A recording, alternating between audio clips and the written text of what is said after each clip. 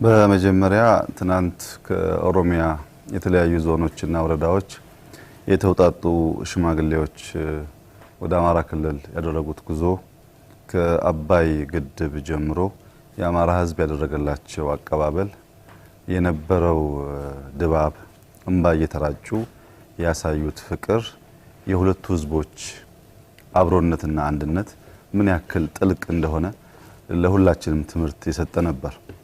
እንግዲህ ብዙ ጊዜ የአማራንና የኦሮሞን ሕዝብ በሰርገኛ ጤፍ እየተመሰለ ይነገራል።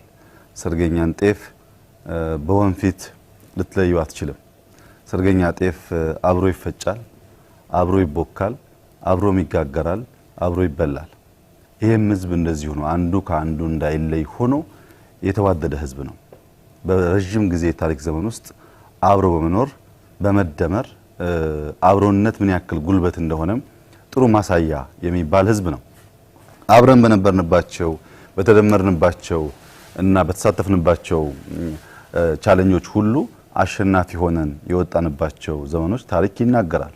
ለምሳሌ የፋሲልን ቤተመንግስት ብንወስድ ቤተመንግስቱ ግንባታ የአቶ ስስኒዮስ ልጅ የሆኑት አቶ ፋሲል ከኦሮሞ ቤተሰብ ጋር የሚጋራ የደም መጋራት ያላቸውና ቤተመንግስቱ በመገንባት ብቻ ሳይሆን በኋላም በርካታ የወሎ የሱልጣን ሞጋሳ ወታደሮች ጥበቃ እንዳደረጉና አሁን ጎራድ በሚባለው አካባቢ በርካታ የኦሮሞ ተወላጆች በጎንደር አካባቢ እንዳሉ ይነገራል። ቤተመንግስቱ የዚያ ዘመን ታሪክ ብቻ አይደለም፣ ተሻጋሪ ነው። ለኛም ዛሬ ቅርስ ነው። ያንን ገንብቶ ጠብቆ ለማሸጋገር የሚያስችል ብቃት የወጣው ከመደመር ነው። ኋላም የአድዋን ውጊያ ብንወስድ ኢትዮጵያና ጣሊያን በነበራቸው ቁመናና አቅም ተዋክተው አንደኛው ማሸነፉ ለማንም ተራ ግምት መሆን የነበረበት ነው። ይሁንና የህዝቦች መደመር የህዝቦች አንድ መሆን በአድዋ ድልም በአፍሪካ በጣም ድንቅ የሚባል ራስ የመከላከል ዘመቻ አካሂደው ማሸነፍ ችለዋል። ይሄ ሁሉ ጊዜ ታሪክ የሚያረጋግጠው ነገር ስንደመር አንድ ስንሆን ማንኛውም ችግር ለመሻገር ለማለፍ የሚያስችል ብቃት እንዳለን፣ ስንበተን ስንለያይ ደግሞ በዚያው ልክ የምንጠቃና የምንጠፋ መሆናችንን የሚያሳይ ነው። የሁለቱ ህዝቦች ታሪክ አጠቃላይ የኢትዮጵያ ህዝቦች ታሪክ በመደመር ውስጥ በመዋሃድ ውስጥ ጉልበት፣ ኃይል፣ ብቃት የሚፈጠር ስለሆነ ይሄኛው ያሁኑ ጉዟችንም ያንን ታሪክ ያንን ጅማሮ ያንን አንድነት ለማጠናከርና ወደ ላቀ ደረጃ ለማሸጋገር እንደ ድልድይ ሆኖ የሚያገለግል ይሆናል ተብሎ ይገመታል። እስካሁን ያለውም ውጤት እሱን የሚያመላክት ነው። መልካም እንግዲህ እርሶም እንዳሉት የአማራና ኦሮሞ ህዝቦች ለረጅም ሀገሪቱ እንግዲህ የለውጥ ሂደት ላይ ነው ያለችው። በሀገሪቱ ደግሞ የተለያዩ ችግሮች ይነሳሉና ግንኙነት አሁን ብዙ የተለመደ አይደለም ከዚህ በፊት ማለት ነውና እንደዚህ አይነት መድረኮች መዘጋጀታቸው የሁለቱን ህዝቦች ማህበራዊ መስተጋብር በማጠናከር በኩል የሚኖረው ፋይዳ ምንድነው? ፋይዳው በጣም ከፍተኛ ነው። ምክንያቱም ትናንትና ውስጥ ያለው ተግዳሮት ያለው ችግር ያለው ሽንፈት ተምረንበት ወደ ነገ የማያሸጋግረን ከሆነ ፋይዳ የለውም። የትናንትናን ችግር የምናነሳበት ዋነኛው ምክንያት ዛሬ ፍርድ ቤት ሄደን ሞግተን ለመክሰስና ለመርታት አይደለም፣ አጥፊዎቹም ጠፊዎቹም ስለሌሉ። የትናንትናን ጉዳይ የምናነሳበት ዋናው ምክንያት ያ ታሪክ እንዳይደገም ከዛ ጠባሳ የተሻለ ነገር መስራት እንድንችልና የታሪክ ጠባሳ ድግግሞች እንዳይፈጠሩ ለመከላከል ነው። በእኛ ህዝብ መካከል አንድ በሆነባቸው ጊዜዎች ያስገኘናቸው ድሎች እንዳሉ ሁሉ ጥሩ በማይባሉ ጊዜዎች ደግሞ አልፎ አልፎ የታዩ ጠባሳዎች አሉ። እነሱ በአማራም በኦሮሞ ህዝብ ባህል መሰረት የሚሽሩ ናቸው። ሁለታችንም የሽምግልናና የጃርሱማ ባህል አለ። አንዱ ይወድል አንደኛው ካሳ የሚከፍልበት ስርዓት አለ። ያንን ሞር ያጎለበትን ያሳደግን አንድነታችንን እናጎለበትበት ነገር ካልተጠቀምንበት በስተቀር ታሪክን ብቻ መነሻ አድርገን በማናቆም ጉዳይ እየተባላን የምንቀጥል ከሆነ ጥፋቱ ቀጣይ ይሆናል። እሱ ብቻ አይደለም ችግሩ፣ የመገዳደል የመጠፋፋት ክፋትን ታሳቢ ያደረገ ማንኛውም ነገር መጥፎ የሚያደርገው ነገር ዋናው ጠንሳሾቹ ሳይሆኑ የማያውቀው ሰው ሁሉ ተበዳይ መሆኑ ነው። የኦሮሞና አማራ ፖለቲከኞች ወይም የሌላ ብሔር ፖለቲከኞች በሚያደርጉት አለመግባባት ተራው አርሶ አደር ተራው ላብ አደር አርሶ ጥሮ ግሮ የሚኖረው ሰው የሚጎዳ መሆን የለበትም። ስለዚህ የዚህ ኮንፈረንስ የዚህ መገናኘት ዋነኛ ዓላማ ታሪካችን አልሚም አጥፊም ነገር የያዘ ነው። በአብዛኛው የጎላው ፓርት ግን ልማቱ ነው፣ አንድነቱ ነው፣ ሰላሙ ነው። አልፎ አልፎ የሚያጋጥመንን ችግር ዋና መነሻ አድርገን ለሌላ ግጭት የምንደረደር መሆን ስለሌለብን ከዚያ ለመማር ሽማግሌዎች ሀሳብ እንዲካፈሉ፣ ታሪክን እንዲያነሱ፣ ምሁራን የሁለቱ ህዝቦች ታሪክና አመጣጥን እንዲያዩ፣ የፖለቲካ አመራሮችም በዚህ ውስጥ በርካታ ትምህርት ወስደው እንዲገለገሉበት የሚያስችል ኮንፈረንስ ነው እየሆነ ያለው። ይህ በጣም ውጤታማ ነው። ከሌሎች ክልሎች ከሌሎች ህዝቦች ጋር ተጠናክሮ መቀጠል አለበት። ኢትዮጵያ ሁላችሁም እንደምታውቁት በአፍሪካ ሌሎች ዜጎችን በመቀበል አንደኛ የሆነች ሀገር ናት። አገሮች ግጭት ሲያጋጥማቸው ተስፋ ጥለው የሚመጡባት ሀገር ኢትዮጵያ ነች። ዛሬ ሳይሆን ከሺህ ዓመታት በፊትም ጭምር። ዛሬም ቢሆን በአፍሪካ ውስጥ ከፍተኛ ስደተኛ ያለበት ሀገር ኢትዮጵያ ውስጥ ነው። ኢትዮጵያ ውስጥ የመቀበልና ችግር ጊዜ ሰዎች እንዲያልፉ የሚያደርግ ባህል ካለን እንዴት እኛ አንዳችን ለአንዳችን ያን ማድረግ ይሳናል የሚለው ጥያቄ ለበርካታ ጊዜያት ሲነሳ የነበረ ነው። መቆም ያለበት ሀሳብ ነው። ማንኛውም ዜጋ ከአንድ ቦታ አንድ ቦታ ተንቀሳቅሶ ሰርቶ በሰላም እንደ ሀገሩ ተሰምቶት ወጥቶ እንዲገባ እንደዚህ አይነት መገናኘትና መስተጋብር አስፈላጊ ስለሆነ አልፎ አልፎ እየተገናኙ እየተወያዩ ሀሳብ መለዋወጥ የነበረውን ግንኙነት ይበልጥ የሚያዳብር ስለሆነ ይሄኛውም ኮንፈረንስ በዚያው ታሳቢ ተደርጎ የመጀመሪያም ቢሆን ተጠናክሮ የሚቀጥል ተደርጎ ቢወሰድ መልካም ነው። ፋይዳውም ከፍተኛ ነው የሚል እምነት ነው ያለኝ እኔ። በኢኮኖሚ እንኳን ተወዳዳሪ ለመሆን ከፈለግ ታሪክን እያወራን የምንቀመጥበት ጊዜ አይደለም፣ ስራ ያስፈልጋልና እንደው በታሪክ እየተወቃቀሱ ከመኖር ሰርቶ በህብረት ሰርቶ የመለወጥ ሀገርን በጥሩ ጎን በማስነሳት በኩል እንደው ኦህዴድ ምንድነው አሁን እየሰራ ያለው? እንግዲህ እኛ እያሰብን ያለነው ቀና ልቦና የተከፈተ ልቦና ያለው ማንኛውም ዜጋ ሊያስብ የሚችለው ታላቁ ድል ታላቁም ትግል ያለው በፍቅር ውስጥ ነው፣ በጥላቻ ውስጥ አይደለም። ራስን ማሸነፍ ለመስጠት መዘጋጀት፣ ጸብን በሰላም ጥላቻንም በፍቅር ለመመከት የሚያስችል ቁመና መያዝ። ብዙ ጊዜ ኔጌቲቭ አስተሳሰቦች ክፉ አስተሳሰቦች ተደጋግመው ሲነገሩ በውስጣችን እየጎለበቱ እኛንም ክፉ እንዳያደርጉን መጀመሪያ ቀና ልቦና መያዝ ያስፈልጋል። የዛ የቀና ልቦና ውጤት ጉዞ ቀላል ሆኖ ሳይሆን አድካሚ ጉዞ፣ ራስን ማሸነፍ ራስን መግዛት የሚጠይቅ ጉዞ፣ ነገር ግን ውጤቱ ደግሞ ያማረ ነው። ለኛ ብቻ ሳይሆን ለልጆቻችንም ጭምር። ታሪክ መማሪያ ሲሆን ለነገ ድልድይ የምንሰራበት ሲሆን ጠቃሚ ነው። ታሪክ ዛይን የሚያበላሽ ከሆነ ግን አደገኛ ነገር ነው። አሁን ያለው የኢትዮጵያ ፖለቲካም ሲታይ በአብዛኛው መልካም ነገርን የሚደምር አቅም ሳይሆን ያለችን ትንሽ ስንክሳር ያለችን ትንሽ ጥፋት የሚያጎላና የበለጠ ችግር ለመፍጠር የሚታትር ሆኖ ይታያል። ይሄ አደገኛ ነገር ነው። በተለይ ወጣቱ በከፍተኛ ደረጃ ማስተዋል የሚገባው ነገር ከታሪክ ተምሮ ራሱን ለመለወጥ ራሱን ለመቀየር የማይጠቀምበት ከሆነ ታሪክ የጥፋት ምንጭ ከሆነ ታሪክ አይደለም። እኛ አሁን በፖለቲካ ስልጣን ላይ ያለን ሰዎች እቺን አገር በትውስት ከልጆቻችን የወሰድናትን አሳምረን አስውበን አስተካክለን ማሸጋገር ግዴታ አለብን። ከኛ በላይ ግን ተቀባዩ ዜጋ ማስተዋል ያለበት ነገር ያዋሰውን አገር መረከብ ብቻ ሳይሆን መስራት፣ በዚያም መኖር፣ እንደገና ማሸጋገር ይጠበቅበታል። ድርብ ኃላፊነት ነው ያለበት። አሁን ያለው ወጣት ሌላ ሀገር የለውም። አሁን ያለው ወጣት ሌላ የሚያስባት ሀገር ያለች እንደሆነ ለመማር ገንዘብ ለማግኘት ይሆናል እንጂ የመጨረሻው ማረፊያ የራሱ ሀገር ናት። እቺን ሀገር በትክክል አሁን ካለው መቀበል፣ መረከብ፣ መስራት፣ በዚያም መገልገልና መልሶም ለሚቀጥለው ማስረከብ ግዴታው መሆኑን ማሰብ አለበት። በምክንያት የሚሞግት ነገሮችን በምክንያት የሚያይ ባልታመነ መረጃ ባልታመነ ዳታ ለጸብ ራሱን የሚያዘጋጅ ሳይሆን እውነተኛ መረጃ ቢመጣ ሁለት ሶስት አማራጭ አይቶ ለተሻለ ነገር ራሱን የሚያዘጋጅ መሆን አለበት። ሁል ጊዜ ወደ ኋላ መለስ በመናየው ነጋችንን ለመስራት መሆን አለበት። ነጋችንን የሚያበላሽ ኋላ ተገቢ ስላይደለ መሆንም ስለሌለበት ወጣቶች ከማንም በላይ ይህ ሀገር የነሱ ነው። መጠበቅ ያለባቸው መንከባከብ ያለባቸው እነሱ ናቸው። ያላቸውን ጉልበት በመደመር ለልማት ለሰላም በጣም ውብ ለሆነች ሀገር ቢገለገሉባት ጠቃሚ ነው የሚል ሐሳብ ነው ያለኝ። ስለዚህ ታሪክን ማየት ያለብን ምን ተምረን ነገን አስውበን እንሰራበታለን በሚል እይታ እንጂ ለልጆቻችን ክፉ ነገር በማውረስ እነሱም እየተባሉ እንዲቀጥሉ ማድረግ አይደለም። መበላላት፣ መጠላላት፣ ክፉ መተያየት መቆም አለበት። አሁን ዛሬ ያየነው ደስታ፣ ትናንት ያየነው ደስታ እንባ መራጨቱ ሁሉ ጊዜ የሚቀጥል ሁሉም ህዝቦች፣ ሁሉም ክልሎች በዚሁ ስሜት አብረው የሚኖሩ ሲሆን ኢትዮጵያ እንደተባለውም ትልቅ ሀገር እንደተባለውም ውብ ሀገር ትሆናለች። ነገር ግን የራሷን ሰላም የራሷን ልጆች አቅፋ ማኖር የማትችል ሀገር ከሆነች ማንም የማይፈልጋት ሀገር ነው የምትሆነው። ጉዳዩ ሰፊ ሀገር ስላለን ወይም ሪሶርስ ስላለን ብቻ አይደለም። እዛ ውስጥ በሰላም ወጥተን እንገባለን ወይ፣ ወጥተን ስንገባ ስጋት የለብንም ወይ የሚለው ጉዳይ በጣም ወሳኝ ነው። ይህንን ማድረግ ያስፈልጋል። በእኛ ሀገር ያለው የታሪክ እይታ ከፖለቲካ አመራሮች ከአካዳሚሻኖች የሚነሳ ነው።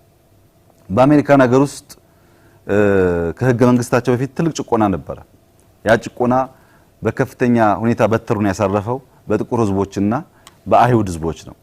እነዚህ ሁለት ህዝቦች ህገ መንግስታቸው ሁሉም ዜጋ እኩል ነው ብሎ የዲሞክራሲያዊ ስርዓት ሲጀምሩ ጥቁሮችም የወሰኑት ውሳኔ ነበራቸው፣ ነጮችም ውሳኔ ነበራቸው። የጁ ህዝብ የወሰነው ምንድነው? የትናንትና ታሪክ የምንማርበትና ነገን የማያጨልም ነገን የማያጠለሽ የማያበላሽ መሆን አለበት ብለው ወስነው ለልጆቻቸው መማር የሚገባቸውን አስተምረው ለአዲስ ጉልበት ለአዲስ ኃይል አነሳሱ። በአንጻሩ ጥቁሮች በዘፈናቸው በትውፊታቸው በንግግራቸው በተረታቸው ሁሉ በደላቸውን ደጋግሞ እያነሱ ልጆቻቸውን አስተማሩ።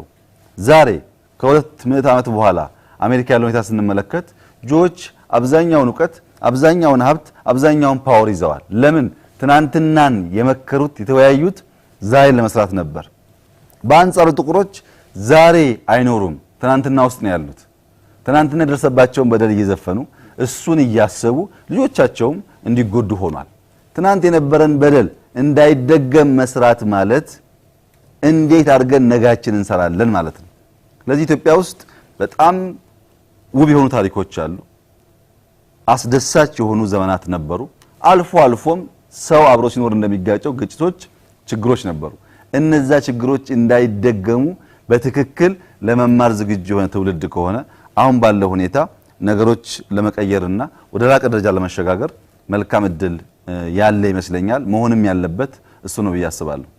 የሀገሪቱን ታሪክ በራሳቸው እይታ እያዩ ከራሳቸው ፍላጎት ጋር እያያዙ ለተደራሲያን የሚያደርሷሉና በተለይ ማህበራዊ የሶሻል ሚዲያን በሚመለከት መጀመሪያ ማለት የሚገባና ማሰብ ያለብን ነገር ኢትዮጵያውያን ሀሳባቸውን ለማካፈል ለመጻፍ ለመናገር የሚቆጠቡ ህዝቦች ስለሆኑ ለመጻፍ የሚደፈር ማንኛውም ሰው ሲኖር ሊበረታታ ይገባዋል። መጻፉ በራሱ ምስጋና የሚገባውን ካመን በኋላ አጻጻፍ ስርዓቱ የሚጠቀምበት ቋንቋ ከመደመር ይልቅ በታኝ መሆኑ እነዚህ ነው በሂደት እያረምን መሄድ አለብን። አሁን ያለው ትሬንድ የሚጽፉ ሰዎች ቀድመን ስለኛ ክፉ ስለጻፉ ብቻ መጥላት ሳይሆን መጻፋቸው መልካም መሆኑን ካየን በኋላ እሱም መግራት ያስፈልጋል። በባህሪው ሶሻል ሚዲያ በአጭር ጊዜ ዓለምን የወረረ ነገር ነው። ዓለም ውስጥ እስካሁን ካለ ክስተት በሶሻል ሚዲያ ፍጥነትና ልክ ዓለምን የወረረ ነገር የለም። እስልምናና ክርስትና ላለፉት 2000 ዓመታት ገደማ ሁለቱ በተለያየ ጊዜ ማለት ነው የነበራቸው ቆይታ በብዙ ሀብት በብዙ የፍቃደኛ ሰባኪዎች ጭምር ሰፊ ስራ ቢሰሩም እስካሁን ዓለም ላይ ያላቸው የአባላት ቁጥር 2 ቢሊዮን ብቻ ነው። ካንሰር፣ HIV ኤድስ፣ ወባ 2 ቢሊዮን ህዝብ በዘመናት መካከል ሊያጠቃ አልቻለም። የመኪና የስልክ ማንኛውም ቴክኖሎጂ ቢወሰድ በሶሻል ሚዲያ ልክ ክስተት መሆን አልቻለም። ሶሻል ሚዲያ በ8 ዓመት ውስጥ 2.5 ቢሊዮን በላይ ህዝብ ዜጎች ያሉት ማህበራዊ አውድ ነው። ከሃይማኖት በላይ ከበሽታ በላይ ከኢኮኖሚ በላይ ኤክስፖኔንሻል ግሮዝ ያሳየ ክስተት ነው። ልናቆመው አንችልም፣ ነገም ልናቆመው አንችልም። በዚህ አውድ ውስጥ እያጋጠመን ያለው ችግር በየቀኑ የምንዘራቸው ዝርይቶች ውጤት ናቸው። በየቀኑ በምክንያት የሚያምን ዜጋ ብንፈጥር በየቀኑ ኢንፎርሜሽን በመስጠትና በመቀበል የሚያምን ዜጋ ብንፈጥር በኢንፎርሜሽንና በዳታ መካከል ያለው ልዩነት የሚያቅ ዜጋ ብንፈጥር አብዛኛው የምናያቸው ሜታ ዳታዎች ትክክለኛ ዳታ አይደሉም። ዳታ ትክክለኛ መሆኑ የሚረጋገጠው ተሳስሮ አናላይዝ ሆኖ ኢንፎርሜሽን ሲሆን ነው። በሶሻል ሚዲያ የምናገኛቸውን ዳታዎች እንደ ኢንፎርሜሽን የማይወስድ አናላይዝ የሚያደርግ ትውልድ ቢፈጠር ኖሮ ሶርሱ ከየት ነው፣ የት አገኘው፣ መቼ፣ እንዴት ነው ሲያጣራ ውሸት መሆኑን በቀላሉ ማወቅ ይችላል። አሁን ዘጋቢው ብቻ ሳይሆን ተቀባዩም ነው ችግር ያለበት። ተቀባዩም ሶርስ ጠያቂ፣ ሞጋች፣ ምክንያታዊ ስላልሆነ በስሜት የሚገፋፋ ስለሆነ አርቲፊሻል ውሸት ዜናዎች ቶሎ ብለው ሰው ጋር ይዳረሳሉ። በሌላ መንገድ በዚህ አውድ ውስጥ ያሉ ተዋጊዎች ወይም የሶሻል ሚዲያ አክተሮች ያልገባቸው ሚስጥር ደግሞ አድቨርሰሪ ላይ ኔጌቲቭ ዜናዎች ማብዛት የሚሰራው ላንተ ሳይሆን ለጠላት ነው። በተደጋጋሚ ስለሆነ ግሩፕ ስለሆነ ግለሰብ ክፉ መናገር ብዙ ሰው አቴንሽን ሰጥቶት እንዲከተለው የሚያደርግ እንጂ የሚጎዳው አይደለም። የኛ በባህሪው ኔጌቲቭ ነው። ኔጌቲቭው ደግሞ የሚሰራው ለተቃራኒ ነው። ከዚህ ነገር ለመቆጠብ እንዲቻል ሰው እየተማረ ልምድ እየወሰደ ሲሄድ ይለወጣል ብዬ አስባለሁ። አሁን ባለው ሁኔታ ሶሻል ሚዲያ እየጠቀመን ነው ወይስ እየጎዳን ያለው ብለን ስናስብ ጥቅሙ በጣም አነስተኛ ነው፣ ጉዳቱ ያመዝናል። ይሄንን ቀይሮ ለመረጃ ልውውጥ፣ ለእውቀት ልውውጥ፣ ለሐሳብ ልውውጥ፣ ለሐሳብ ሙገታ የምንጠቀምበት መድረክ የመሆን ድሉ ግን ሰፊ ነው። ዩኒቨርሲቲዎች ከሰሩ ምሁራን ከሰሩ ወጣቶችም እየገባቸው ልምድ እያገኙ ሲሄዱ ገና አዲስ ቴክኖሎጂ ስለሆነ በሂደት ተለውጦ የምንገለገልበት እንደሚሆን እምነት አለኝ። መደረግም ያለበት በዛው አግባብ ነው ብዬ አስባለሁ። ፋይዳውም የጎላ ነው አጠቃቀማችን ጥሩ ከሆነ ማለት ነውና እንደው እንደ እናንተ ክልል የወጣቱ የህብረተሰብ ክፍል ታሳቢ በማድረግ ራሱንና ሀገሩን እንዲጠቀም በማድረግ በኩል እየሰራችሁት ያለው ስራ ነው? ወጣቱ በሁለት ጎራ ልናየው እንችላለን። በአንድ በኩል በጣም ፈጣን ጭንቅላት ያለው ቶሎ መማር የሚችል በምክንያት ከነገርከው ማድመጥ፣ ማመን፣ መስራት የሚችል ኃይል ነው። በሌላ በኩል ደግሞ ግልፍተኛ ነው፣ ስሜታዊ ነው። ይሄንን እንዴት አስታርቀን ለምንፈልገው ዓላማ እናውላለን ነው። አንደኛው የግልፍተኛ ወይም ኢሞሽናል ሰዎችን ማስታገሻ መንገድ የሚናገሩበት የሚተነፈሱበትን አውድ ማስፋት ነው። በሶሻል ሚዲያም ይሁን በኮንቬንሽናል ሚዲያም ይሁን ሐሳባቸውን እየሰጡ ሐሳባቸው ደግሞ እየተገራ እየታረመ ሲሄድ ሰዎቹም ሞር ሻርፕን እየሆኑ እያደጉ እየበቀሉ ይሄዳሉ። ይሄ በአንድ ወቅት ውስጥ የሚሰራ ስራ አይደለም። በትምህርት ቤት፣ በሃይማኖት ተቋማት፣ በወላጆች፣ በተለያዩ ሶሻል ፋብሪክስ እና እንደዚሁም በሚዲያው ጭምር በሚሰራ ስራ ነው ትውልድ የሚቀረጽበት። አሁን ባለው ሁኔታ ሰፋፊ ውይይቶች ከወጣቶች ጋር ያደረግን ነው። ወጣቶች ብናደምጣቸው ሐሳብ እንዳላቸው ብናደምጣቸው አገር ገንቢ መሆናቸውን ሲነገራቸው የሚሰሙ መሆናቸውን ለማየት ችለናል። እንግዲህ ኢትዮጵያ ውስጥ አብዛኛው ህዝብ ወጣት ነው።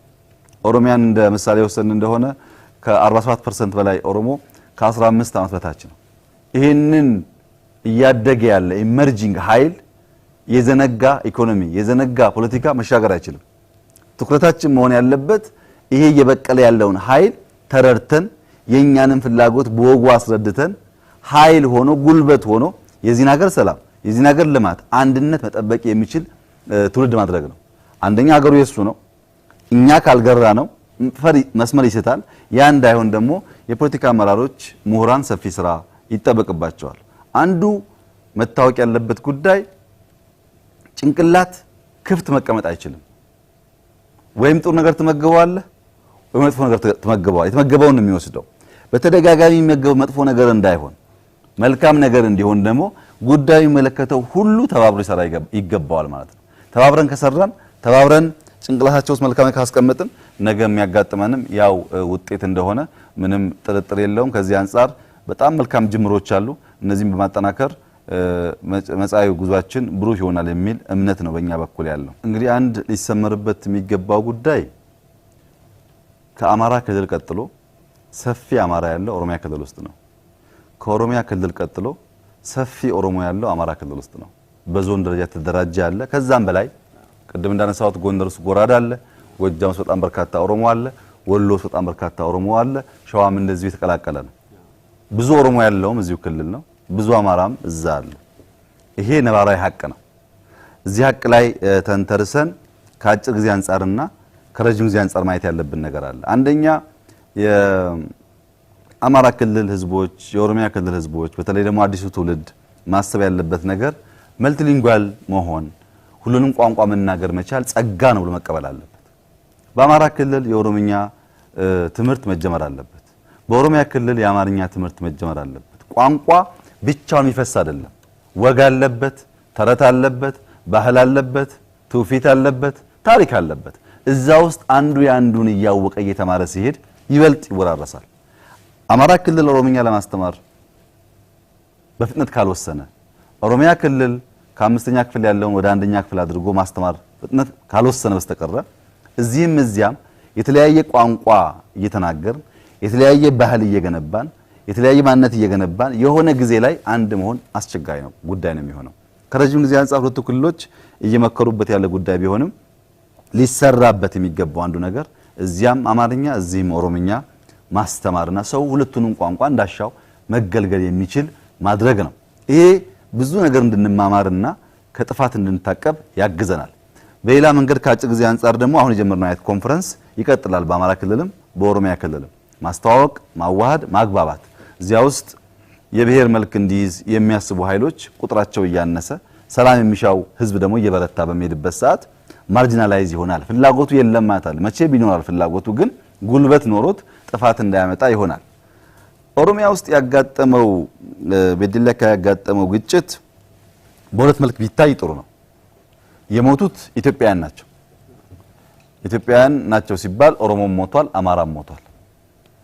አማሮች በዲላ አካባቢ ሞተው ኦሮሞዎች በዲላ አካባቢ አማሮችን እንደገደሉ የሚያስብ ሰው ካለ ተሳስቷል። እንደዛ አይደለም።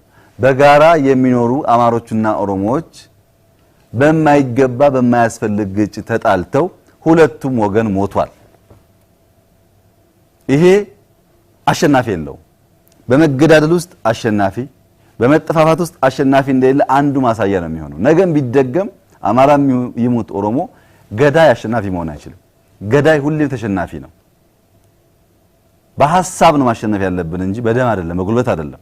ስለዚህ እንደዚህ አይነት ግጭቶች ጎጂ መሆናቸውን ህዝቡም ከልምዱ እየተማረ ፖለቲካ አመራሩን ኮንሺየስሊ ይሄ ጉዳይ ሊያጋጥም እንደሚችል አስቦ እየሰራበት መፍትሄ እያገኘ ከረጅም ጊዜ አንጻር ደግሞ ህዝቡን እያዋሃድን ስንሄድ የሚፈታ ይሆናል። ግጭት አቨርት ማድረግ አይቻልም፣ ማስቀረት አይቻልም።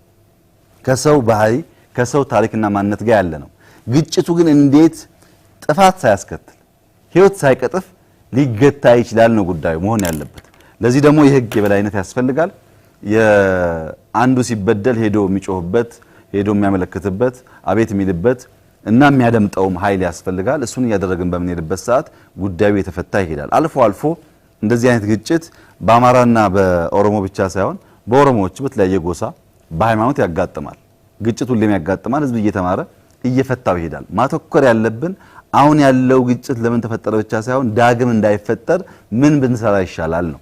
ዳግም እንዳይፈጠር ያለው ምርጫ ህዝቡ እንዲተዋወቅ፣ እንዲዋሃድ፣ እንዲዋደድ አብሮ መኖር ጠቃሚ መሆኑን እንዲያስብ በሁሉም መንገድ መስራት ያስፈልጋል። እሱን ስናደርግ ጉዳዩ የተቀረፈ ይሄዳል የሚል እምነት ነው ያለኝ። ግን አሁን እንደዚህ አይነት ግጭቶች እንዲከሰቱ የሚያደርጉት አሁን ያለው ወቅታዊ የፖለቲካ እርምጃ ለግጭቱ መንስኤ ነው ብለው የሚያስባሉ። ለምሳሌ ከፍትሃዊነት ጋር በተያያዘ ፍትሃዊ ተጠቃሚነት በሀገሪቱ ስለሌለ ይህን ሰበብ በማድረግ ግጭቶች ይከሰታሉ ይላሉ። የኢኮኖሚክ ክራይሲስ ግለሰቦች ብዙ ሀብት የመያዝ እና ብዙዎች ደግሞ የማደየት ችግር የኢትዮጵያ ሳይሆን የዓለም ችግር ነው። ዓለም ላይ ያለ በሽታ ነው። በንጽጽር ኢትዮጵያ ውስጥ ያ እንዳያጋጥም ከፍተኛ ጥረት ይደረጋል። የሆነ ሆኖ የኢኮኖሚ ክራይሲስ ቶሎ ወደ ሰው ወደ መጋደል ያመራል የሚል ድምዳሜ ግን ትክክል አይደለም። ኢኮኖሚ ክራይሲስ ካለ ፕሮቮክ የሚያደርግ ኃይል ካለ እሱ ምላሽ የሚያገኘው ከጉዳዩ ጋር ትስስር የሌለው አርሶ አደር ደሃ ላባደር በመግደል ሊሆን አይችልም። ችግር ያለ እንደሆነ በንግግር በውይይት በዳታ ሊፈታ ይገባል። አሁን ባለው ሁኔታ ሁሉም ክልሎች ራሳቸውን ያስተዳድራሉ፣ ራሳቸውን ያለማሉ። ፕራይመሪሊ ማየት ያለባቸው እነሱ ያላቸውን ተጠቅመው ስራቸውን እየሰሩ ወይስ እየሰሩ አይደለም የሚለው ነው። ክልሎች ሚናቸውን መወጣት ሲያቅታቸው ተጨማሪ ድጋፍ ከፌደራል መንግስትም ሊሆን ይችላል፣ ከሌሎች ዓለማትም ሊሆን ይችላል፣ ከህዝቡም አትላርጅ ሊሆን ይችላል መጠቀም ይችላልበት እድል ሰፊ ነው። እንደዚህ አይነት ጉዳይ ስላጋጠመ ነው አሁን ግጭት እያጋጠመ ያለው የሚለው ጉዳይ ግን አሳማኝ መስሎ አይሰማኝም። ምክንያቱም የተጋጩት አርሶ አደሮች ናቸው። ሁለት አርሶ የሚያድር የሰበሰበውን ሰብል ያልበላ አርሶ አደር ኢኮኖሚን ያጋጨው የሚል እሳቤ ትክክል አይደለም።